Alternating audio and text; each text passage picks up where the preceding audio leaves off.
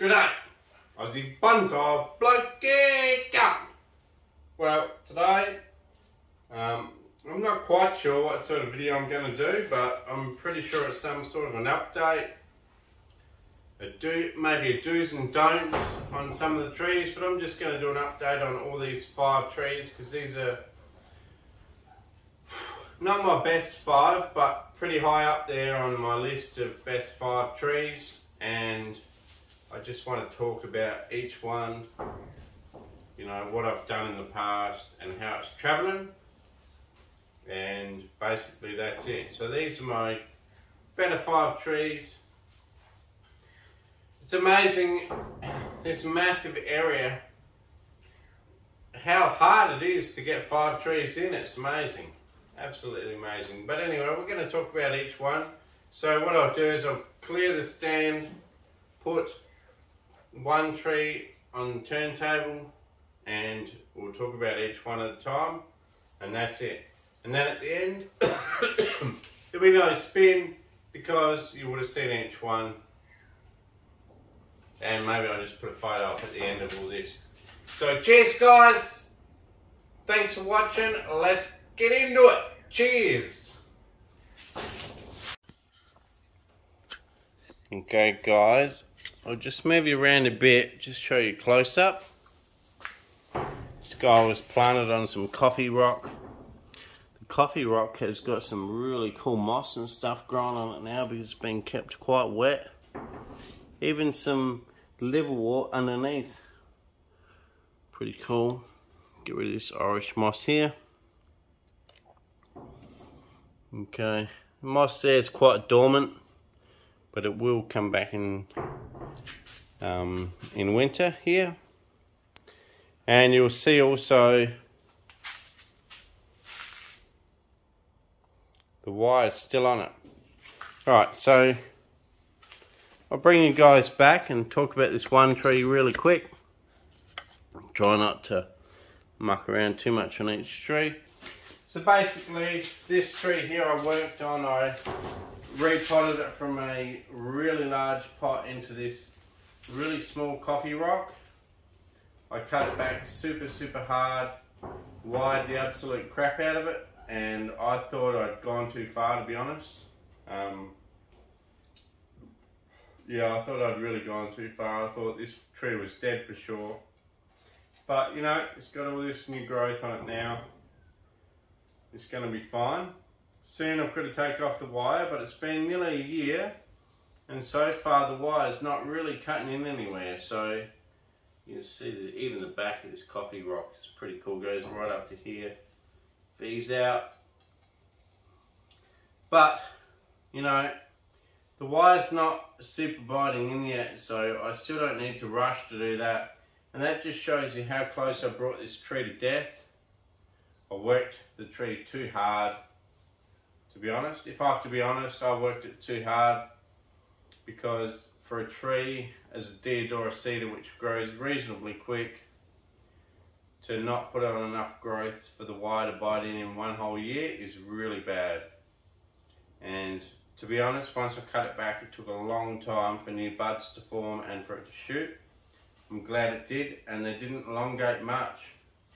The year before they elongated out to here. This year, only that far. So I really did push it pretty hard.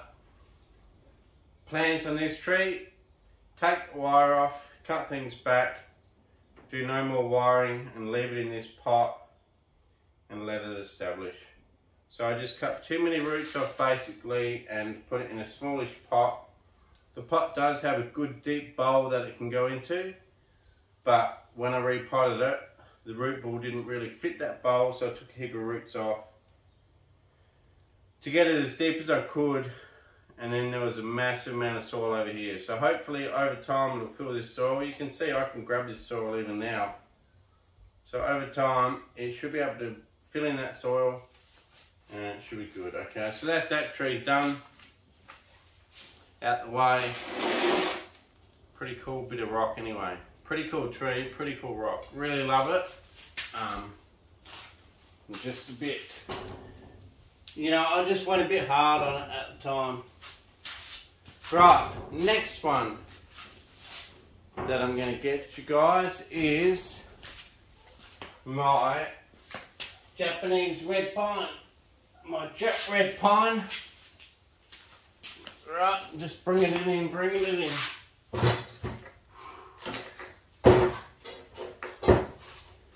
I don't think it fits on the turntable.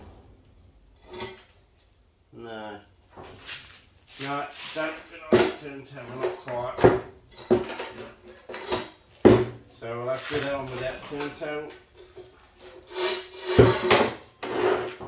Do that one without turntable. So basically this red pine, I would have shown you guys middle of winter. This whole tree was bright yellow. So I worked on it in autumn last year, and I did what the professionals say.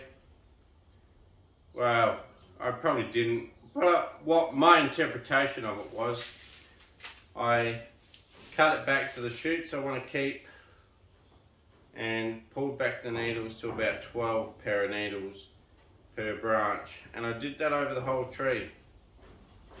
And then throughout the winter, everything got more and more yellow and died back more and more and more. And I thought, oh no, I've killed it. It's not going to come back at all. So I thought, you know what, the best thing I can do if it does decide to come back is to let it grow this summer. So I did. I've fertilised it and I've let it grow the whole summer. Japanese red pine, and I haven't touched it at all. Not even one cut on the tree. There are a few sections where you could cut it if you wanted to now, probably. For shoot selection, and I might well do that, but I don't want to go too crazy on that because this thing basically was dead. So, you know, you would think I'll learn. I got that one there. Well, I did this one first. I repotted it, stripped a heap of needles, cut it back hard, and then wondered why it went yellow and nearly died. That one there, I cut back too hard, nearly died. And anyway, we'll see if we can get to having a look under here. So we've got a little bit of structure under there. And yeah, she's healing. You can see by this growth here, she's healing. And she's fine now. But once again, I'm not going to work on this thing until spring now. Just going to leave it. No work on the Japanese red maple till spring, because I'm just worried that any work on it now is going to bring it back in winter. I was worried I had it in the wrong soil or something like that, but it's pretty obvious that I just had it in, I just worked it too hard, because once I got it, even in the same soil, I've done nothing since I worked it too hard and it went yellow. All I've done is not trim it. It's all gone really bright green, beautiful, beautiful deep green again. And it's really happy. So that's Jap maple. Jap maple. Well, it doesn't really look like a maple to me. It looks like a Japanese red pine. But anyway, you get what you get. Okay, another tree. I'll bring another one in. Bear with me, guys. Could be a reasonably long video, I'm not sure. I'm just going to talk about it, I'm not going to work on it. Alright, that one spins. Okay, so this is the Chinese elm that I've grown in the ground for, I don't know, 6 years at my old place, and maybe 7, probably spent 4 to 5 years out the ground, and it's been worked on that whole time. So, you know, pretty cool little elm tree. It's doing okay. I had, if you remember back to the other video on this one, had some massive branches still going out the top to promote some really strong sort of secondary trunks or whatever, we'll see. but really to fatten up down the bottom because the bottom was quite thin. And I might have overdone it, to be honest. I might have actually fattened them up too much because now we've got these massive coarse branches in the middle of the tree. But anyway, I've trimmed it back pretty well Walter Poole style and just hedged it back. Even cut the fat ones now. Last time you would have seen this tree, I didn't even cut the fat ones. But anyway, it's a pretty cool tree. Some people call it a lamppost, but I think it's a little bit more interesting than a lamppost. So I think there was a little bit hurtful comments from people that call it a lamppost. I think it's a little bit better than that. But anyway, I'll just bring you guys in on underneath.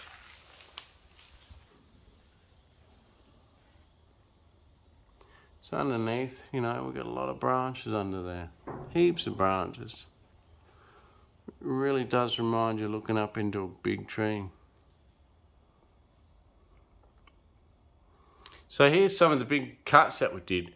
Here's a back branch. I cut that, I let that grow really big to cut it. So now we'll get some good growth out here. And it's got a good fatness to the base of that branch now. Before it was probably only that thick 2 years ago. And now it's that thick. So that's how quick it fattens up. Same with this one. Look how fat that is. We let two massive branches grow. You can see how shiny they are. That one and this one that goes right up into the top there. They were allowed to grow really strong because that was literally just a twig like this probably a year and a half ago. And it was allowed to grow really strong to promote an extra branch in there. So I think all up it's really helped that extra side branch at the side. Without it, it would have been too thin and upright. This has created a really nice sort of oak almost looking canopy. I'm really happy with that. So there's the Chinese elm update. It does have some good roots down here which we will expose in the future. G'day guys, welcome back. Well, this is the Bottlebrush in the Mallee style. One of the first Mallee styles I've ever done, and I've been super proud of this tree and really happy with its progress. And I was so happy that I got it out of its nursery pot and put it into a bonsai pot this year. But one, I did it in the middle of summer, and two, I was so excited I got carried away on the roots. I knew in the middle of the video I was getting carried away, and you would have thought I would have learned after the Deodora Cedar and the Japanese red pine, that they struggled after a really bad repot, where their roots got cut back really hard. And you would have thought I would have learned, but no, I didn't. This tree here, I went straight in. I'll just do a light repot, hit it hard. It came out of a fairly big, deep pot. Not so wide, but quite deep. And I just found myself ripping it apart and cutting it off. And I don't know why, I really don't. I'm so stupid, I don't seem to learn. Really sort of a stupid guy, really. You know, like, after you've watched two other trees struggle after you've hit them back too hard, why would you do a third? Especially not on something that's your main experimental tree and possibly your best tree and best representation of your new style that I'm trying to promote. So I'm trying to promote the Mallee style. This was one of the best representations, and I bloody well cut it back well too hard on the roots. Just completely stripped them off, put it in a pot, hoped for the best, thought, you know what, you'll be right, you'll be fine. But nah, nearly all of the little branches died back, and now some of them have got leaves on them again. And some of the dead sections are budding back in the dead sections. So there you go, a lesson for you. don't get carried away to getting a good tree into a small pot. Do it slowly, don't do it at once, because if you do it at once, you could end up like me. I'd cut too much off to get it into a nice pot from Luke Parsons. I did it even at the wrong time of year. I was so excited. I thought, oh, just really excited, just really want to get into a nice pot. So I did it even at the wrong time of year. For an Australian native, autumn, well, it wasn't even autumn, was it? It was summer. Not good form for me. I was just super excited about getting it into this pot. So there you go. I'll give you guys a spin. Okay. I'm really lucky, really lucky this tree wants to survive, because at one stage when everything was drying out and dying back, I thought, I've done it, I've lost it. I've lost my best representation of the mallee style. And I absolutely love this tree, but I'm so lucky that it's growing back. So you can see dead bits in between here. Okay, so there's little dead bits around the place. Different spots, but there's a lot of live stuff as well coming back too. So you can see the live stuff coming back. And there's also brand new shoots, you know, starting to sprout. Wherever there's not a live shoot now, you can see just in front of my finger there, I hope. 2 shoots there, they're all brand new live shoots, all coming out. So the tree's back budding like that. It's showing that it really wants to survive. But I tell you what, I pushed it to its limit. It sat and sulked for a decent amount of time before it started pushing out these little shoots. And you know, even in here, new shoots, see that? But I've learnt my lesson, I think. Well, you'd think I'd learn my lesson when I did the Deodora Cedar and the red pine, but I hope I've learnt my lesson. And I won't go quite so hard, so quick on things. But yeah, pretty cool tree. Really love that tree. I'll give it another spin. Looks like it's going to survive okay. I might end up with a few little branches that die back, but in general, it'll survive. And now it's into this final pot that'll probably stay in for the next 10 years, at least. But it was a hell of a gamble. The whole thing could be dead right now, and I did fear that it would be. So there you go, a lesson. Don't push trees too hard, too quickly. So yeah, I was just so excited about getting a Luke Parsons pot that I sort of forgot about the horticulture of the tree. Alright, bringing in another one. Bringing in the last one for the, you know, a bit of a demo. Is this guy. Not sure you guys can see the whole thing because it's quite big. Yeah, I think you can see the whole thing just there. Right guys, so last one for this little video. I put some different moss in this one, and this one has actually stayed green, bright green. Okay, so it might be a moss that I cultivate in the future. Beautiful, still got the rabbits. The budgie fell out the tree, but he's sitting on the ground. Now, this tree here I did repot too because I got excited. I thought, okay, I'm getting excited. I need to put this in a decent pot. It was in a poo-poo pot. But I didn't risk this one. I just teased out the corners because it was in a square pot before it went into this oval. I just teased out the corners really carefully. Took minimal off the whole thing, as little as I could. Put it in this pot, which was probably 2 months after the Bottlebrush that went into the mallee style. And this one is actually growing back stronger than the Bottlebrush. So this one here will soon be a really cool bonsai. It's just not quite ready to show or do anything with yet.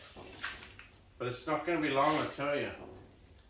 It's a really cool tree that really represents the Australian style mallee. So I'm really pushing to do the Australian style mallee. And I hope this one does represent it. So I'll just keep spinning it while I talk on the way out. So beautiful moss, everything. Really nice trunk on this one. So cheers for watching, guys. Thanks for watching Aussie Bonsai Bloke. Please like, share, subscribe. I hope you got something out of today, talking about all my successes and mostly failures. Been a lot of failures, but not total catastrophic failures, just really close catastrophic failures. So yeah, anyway, so there's the mallee style bonsai. This one here is still well in development, but getting there, very well getting there. Another year or two, it'll really start to come into its own. So cheers, guys, thanks for watching. Really appreciate everyone and all the comments, feedback and everything. So keep doing that. And, you know, wow, I'm just so lucky. So lucky that this one survived too, because, wow, that is a great representation as well as this one. And the two of them together, wow, look at that. Absolutely beautiful. Cheers, guys. Thanks for watching again. And I hope you learned something. I know I have. Cheers.